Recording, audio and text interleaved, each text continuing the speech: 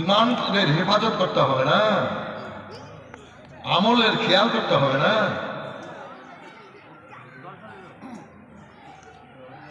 হ্যাঁ, এখানে বাড়াচ্ছি না, কেননা সামনে ঘটনা আছে অনেক। 3 নম্বর, এই জিবরাইল আলাইহিস সালাম রাসূলুল্লাহকে বলেন, ইয়া রাসূলুল্লাহ, ওই ব্যক্তিরা ধ্বংস হবে, ওই ব্যক্তিরা ধ্বংস যারা রমজান মাসকে পেয়ে রমজান মাসের হেফাজত করলো না। বলেন সুবহানাল্লাহ। সুবহানাল্লাহ। যারা রমজান মাস পেয়ে রমজান মাসের কদর করলো না, রমজান মাসের হেফাজত করলো না, ওই ব্যক্তিরাও ধ্বংস হোক। ইমানদারদের ইমানের হেফাজতের একটু বক্তব্য। এই পবিত্র মাজলিসে আপনারা সমবেত হয়েছেন ইমানদার, জান্নাতি স্টেজে এসছেন, জান্নাতি মায়ের বেটারা। এ ছেলেরা যারা দাঁড়িয়ে আছেন, বাবু একটু বসে যান শোনা, আপনারা জান্নাতি মায়ের বেটা, জান্নাতি স্টেজের দিকে ধাপিত হয়েছেন বাবু। আল্লাহর পছন্দনীয় বান্দা হয়ে যান, ভিতরে বসে যান, ভিতরে বসে যান।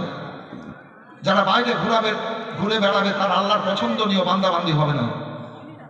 যারাকে আল্লাহ পছন্দ করবেন ওই ব্যক্তিরা জলসা স্টেজে চলে আসবে, আল্লাহ পিয়ারা হয়ে যাবে। আপনারা আল্লাহ পিয়ারা হয়ে নবীর গোলাম সেজে সুন্দর বিছানার আরামের ঘুমকে ছেড়ে এ মাটিতে এসে বসেছেন। দেশ বিদেশের ওলামায়ে কেরাম আসবে, কোরআন পাক হাদিস পাকের বর্ণনা করবে, শুনবো, নেকি হবে। আমরা যাই বলি, আপনারা কিন্তু নেকির মনে এসছেন। আমার রাসূলুল্লাহ বলেছেন, আর দুনিয়া মাজরাতুল আখিরা, দুনিয়া হচ্ছে পরকালের জন্য শস্যক্ষেত। বেরাদার, যা করব তার ফল আমরা পরক্ষণে পাবো। আমার আল্লাহ বললেন, ফামান কানা ইয়ারজু লিকা রাব্বি ফালিয়ামাল সালাহ।